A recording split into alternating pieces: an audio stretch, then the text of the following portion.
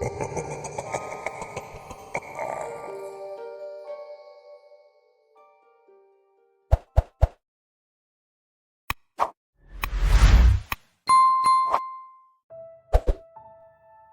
want to start off by saying that I don't know exactly what I expect to get out of this. I think you might be able to help me, but I don't really know how you could. Maybe you can't. It's the only option I have at this point. In any case, I don't know what else to do. If you can't help me, I don't know what I'll do. I don't know what's going to happen to me anymore. I really need your help.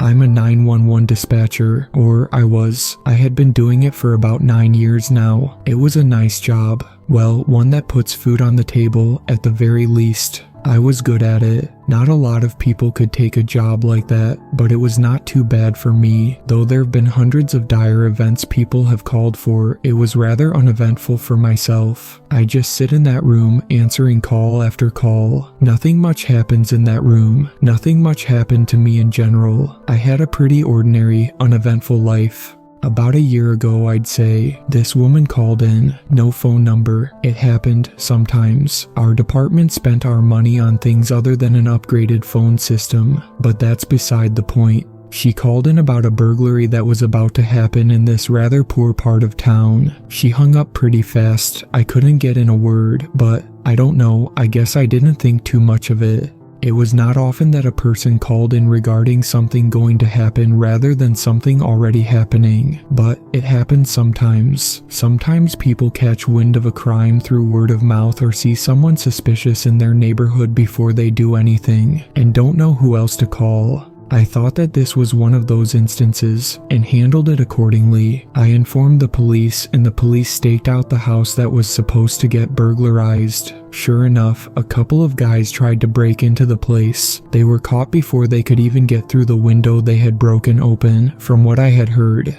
A few days later, this woman called again. I thought her voice sounded familiar. She had this uniquely monotone voice, emotionless. She sounded so familiar, but admittedly I didn't think too much of that either. I guess I just heard too many voices. They all blurred together and sounded the same sometimes. Her number didn't show up on the screen again. She called in about an assault. It hadn't happened yet.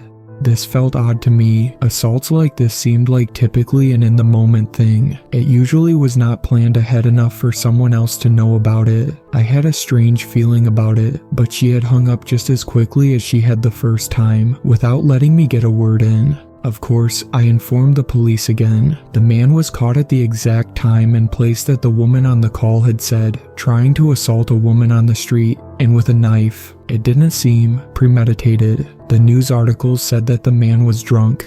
I was a little confused and actually pretty concerned. How did this woman on the phone know? But I didn't have many options. Her calls didn't come with a phone number after all. I couldn't just call her back to ask. That wasn't part of my job anyways. The police didn't ask. A couple weeks went by after that. Business as usual. Regular 911 calls. I don't believe I heard that voice again once for that entire duration. I wish it had stayed that way. She called again. Her voice struck me as familiar right off the bat this time. I recognized it now. I knew it was her. This call, however, was far more concerning to me than the previous one. She said that my house was going to get broken into. She didn't say it like that. She didn't say that it was my house directly. She said that a house would get broken into. I asked her for the address, and the address that she gave me was mine. It took me a second to process this fully. It was so unexpected that my brain just took a second to click. I finally registered it, that this familiar sounding address was mine. What? But she had already hung up. Of course she had already hung up. I sat there for a second, in shock. I couldn't call her back because of course her phone number hadn't shown up again. We didn't have a way of tracing calls or anything. We would need to get the police in for something like that. I didn't have many options here. I did what I had done for the last 2 incidents. I informed the police, and they sent a cop to stake it out. I was still at work when it happened. Sure enough, a couple hours later, some guy tried to break in, and they caught him. They called me after the incident to inform me of this. It was my house after all. I didn't really know what to make of this. Not yet. I had recognized that woman as being the same woman from her previous 2 calls. It was already strange enough that she knew these crimes were going to happen beforehand each time, but it was too strange of a coincidence that one of the crimes happened to me. I didn't know what to do. I guess I had hoped that it truly was just that, a coincidence, just a strange coincidence. Admittedly, I was scared to go home that night. I lingered at work for as long as I could, stalling for time, but eventually my boss made me leave. I drove home, probably going under the speed limit. I was a nervous wreck. The police caught the burglar. What was there to be scared of? I just couldn't shake this ominous feeling off. About the caller, the woman. How did she know my house was going to get broken into? I tried to tell myself that perhaps she was just somehow well informed of crimes. Maybe she knew some people, heard things through word of mouth or something. I don't know, but the ominous feeling wouldn't go away. When I arrived in my driveway, it was dark out. I always got home pretty late. I really did not want to step out of my car. I looked out all of my windows, squinting at the bushes and behind all my neighbors' cars and fences for any sign of someone watching my home, or me. I don't know why. Again, I just had a feeling. I didn't see anyone. After probably 20 minutes of this, I worked up the courage to step out. I finally left my car and went up to my house. Everything was fine, normal, no real sign of the burglary. The cop caught him before any real damage could be done, after all. The police had suggested I leave work when the actual attempt had happened, but I was so shaken up by the call. I told them I would come by the police station to talk about it the day afterwards. I guess I just wanted to be there at the call station, in case she called again. Anyways, I stepped inside. Nothing out of the ordinary. Of course, the burglar never actually got to go inside. I should have expected nothing to be out of place, but I checked everywhere anyway. I checked my closets too, and under my bed. I was paranoid. No one had tried to break into my house before. I was pretty shaken up. I did not sleep well that night, if at all. I was happy to leave for work the next day. Anything to get out of there. I was expecting another call from the woman the next day. Every time the phone rang, my heart sank a little. It was going to be her, but it never actually was. The day went by like any normal day. I stopped by the police station afterwards. I needed to, anyways, to get some things sorted out regarding the burglar, but I told them about the incident too, fully. I explained to them the strange caller. There wasn't much they could do about it. It did not put me at ease, but I guess I was glad that they knew too. I didn't sleep very well that night either. The days and nights went on like this for a while, expecting the woman each day, with every call, being paranoid in my own home. It was exhausting, but she never did call. Nothing ever did happen to me. I never looked out the window and saw a face staring back at me, watching my house, watching me. Things just went by as usual. I chalked it all up to myself being paranoid. It was just a coincidence. That's what I convinced myself. I convinced myself that nothing was unusual, that everything would be okay. A couple months went by. I had practically forgotten about it all. She never called the 911 operating station again. I finished up one day, clocked out of work, grabbed a water bottle from the vending machine in the front lobby. I was about to step outside and head to my car when I got a phone call. I took my phone out of my jacket and checked it. No number. Alright, I thought. It was probably a spam call or something. Those usually didn't come with a number, you know. Usually they said spam caller, but again, didn't think too much of it. I declined it. I wasn't one to answer spam calls. I reached for the door handle again. That's when my phone started ringing again too. I checked it. No number. That feeling from before, the ominous feeling, starting creeping back into me. I answered this time. It was silent on the other line for a couple seconds, but those couple seconds went by for far too long as I stood there, silently anticipating something. I don't know what. Then she spoke. It was her, the caller from before. My blood ran ice cold. I paused, horrified. I recognized that voice, that tone, immediately. It was her. She greeted me. She hadn't done that before, which was not too unusual for a 911 call. People usually aren't going to bother with greetings and pleasantries before telling me about their emergencies. After all, she didn't either, but she greeted me this time. "Hello," she said so simply in that monotone voice of hers. I was so in shock, so taken aback and unprepared that I just could not get any words out after opening my mouth. There were a couple more awful seconds of silence before she continued on. "If you step outside, you will get hurt."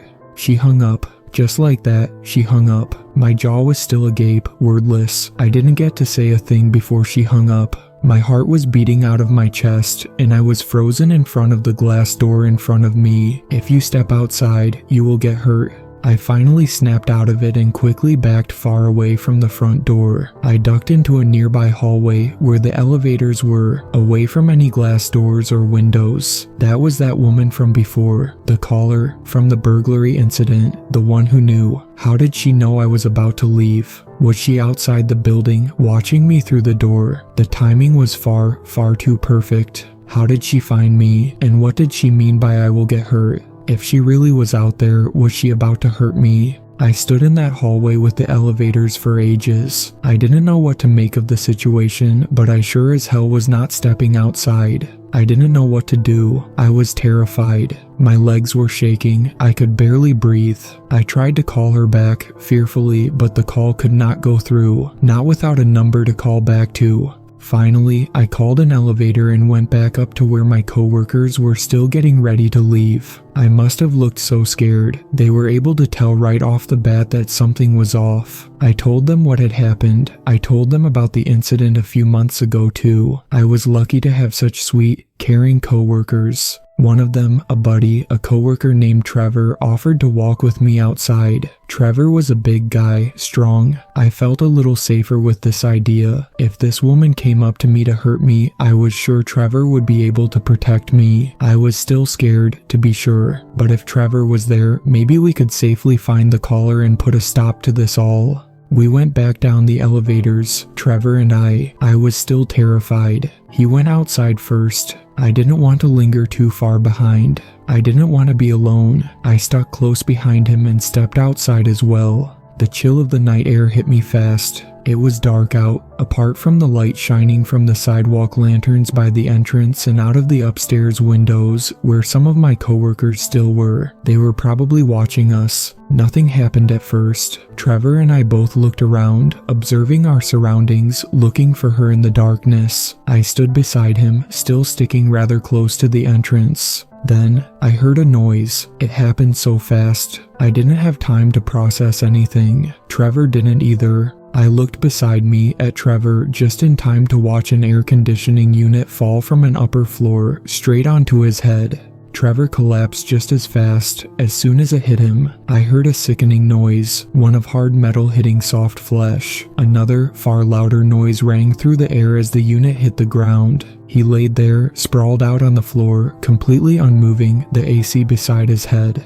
I stared at his body in horror. He didn't move. Of course he didn't move. I was again frozen in place, shaking. I watched as his head started slowly bleeding dark crimson onto the concrete. It started pooling around the AC unit, started dripping off of the sidewalk and into the grass. There was scrambling behind me, a door opening. I was pushed out of the way, still glued in place, and a couple of my coworkers surrounded Trevor's body. Someone ran inside to call for an ambulance. I felt sick to my stomach. I vomited onto the concrete below me, but I couldn't look away. I didn't realize until much later that night, after the entire incident was over and I was able to safely make it back home, after the paramedics took Trevor away, after we were told he had died on the spot, that I had gotten a single cut on my cheek. Some of the blood had trickled down from the cut, trickled down onto my jaw and dried there. I hadn't even noticed. So much was going on. One of the sidewalk lanterns had burst when the unit hit the ground hard.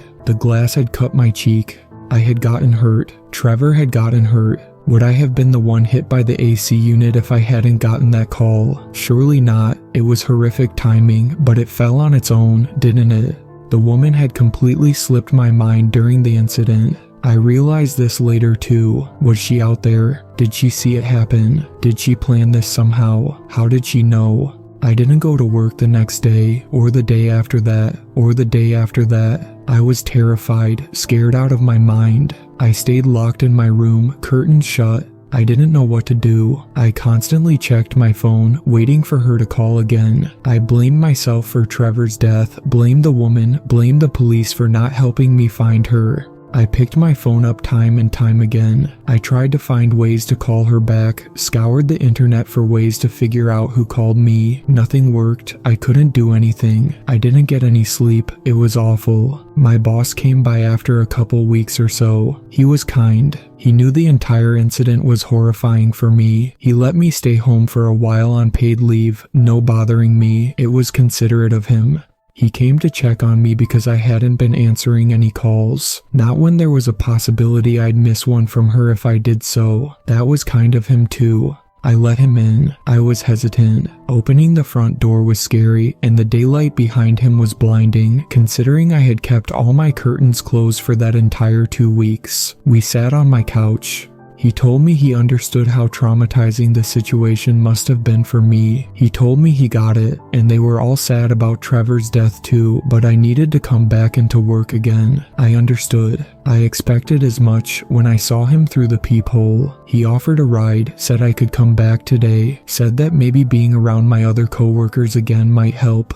I didn't exactly want to. I felt wrong about it. I felt as if leaving my house would open up opportunities for that woman to find a way to hurt me. Even more so, I felt that being at work would increase my chances of missing her call. I told him as much, but he said he would have to let me go if I didn't come back to work. I wanted to refuse, but I didn't have much of a choice. Part of me also wondered if perhaps answering calls there again could entice the woman to call again instead. Maybe I won't freeze up this time. Maybe I could ask her immediately who she was, what she wanted. I hesitantly agreed and accepted his invitation for a ride. He stood back up, pleased. He asked if I needed any time to get ready, and I said I didn't. He asked if he could use my bathroom first, and I said to go right ahead. As soon as I heard the bathroom door lock, I got the call. No number. My stomach churned, but I was ready. My phone almost fell out of my hand in excitement. I answered fast. My entire being was shaking. And there it was, that same voice. She said it just like how she had said it before.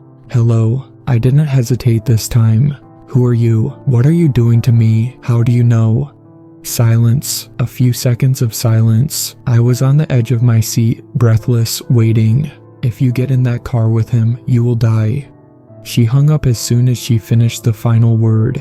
What? What are you saying to me? Come back. I yelled into my phone, screaming hopelessly, even though she was no longer on the other line. No answers. I still knew nothing. Absolutely nothing. My boss rushed back out of my bathroom, clearly concerned. He sat back down next to me, comforted me. I told him about what had happened. He searched my house with me, but we found nothing, no one. How could she have heard our conversation? How did she know I was about to leave with him?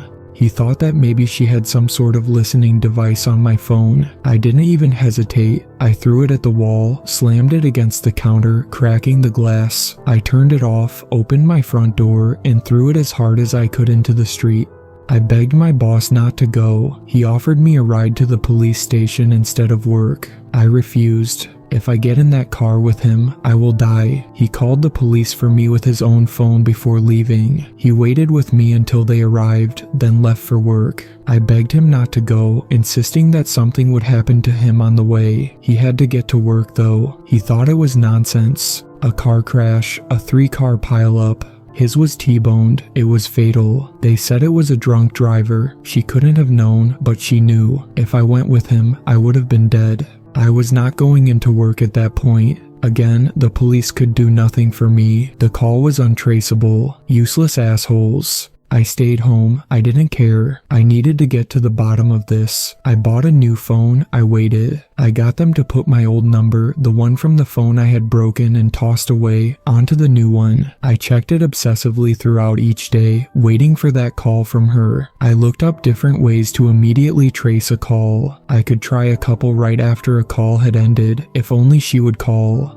And she did. It was as if she somehow sensed my newfound resolve, my vigor. She started calling more often, predicting things for me. I had expected more death sentences, more warnings of a future demise, but it quickly became littler things. She would call, greet me in that same voice, that same old hello, and warn me of things like a future power outage or an unlocked window. At one point, she knew of my expired milk. I'm notoriously bad at checking expiration dates, but I knew to check the milk before pouring it into my Fruit Loops. The calls became more and more frequent. My attempts at tracing never worked, but I always came up with new ideas to try and find out who she was. I would try to listen closely for any background noise that could give me a hint as to her location, or I would try to hang up right after the hello to see if anything would change. Nothing worked out for me, but it became sort of exciting.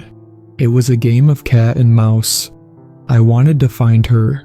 I was ready for every call, anticipating them. I had nothing else to do. I was fired from my job.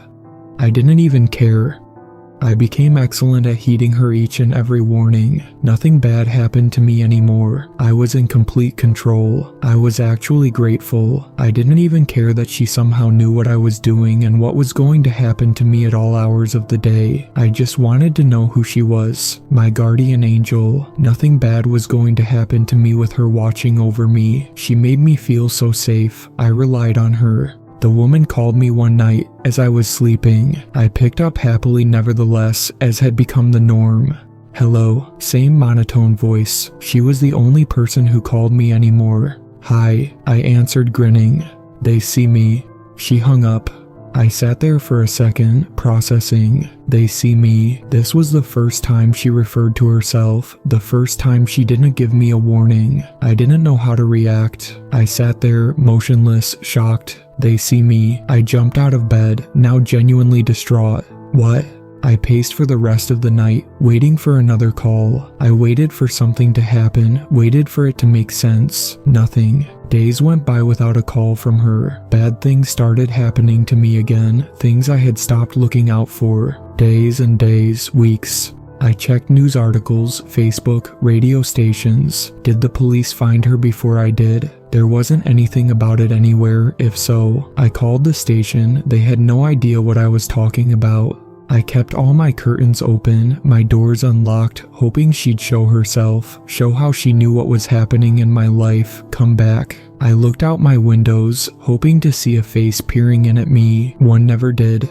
Weeks and weeks, a month or so had passed. I don't know anymore. I think I lost track. I miss her. I don't know how the woman knew everything that was going to happen in my life, but I miss her. I need to know who she was. I don't know who could have found her. I don't know what's going to happen to me anymore, and I'm terrified. I need to find her. I don't feel safe anymore. Something's going to happen to me.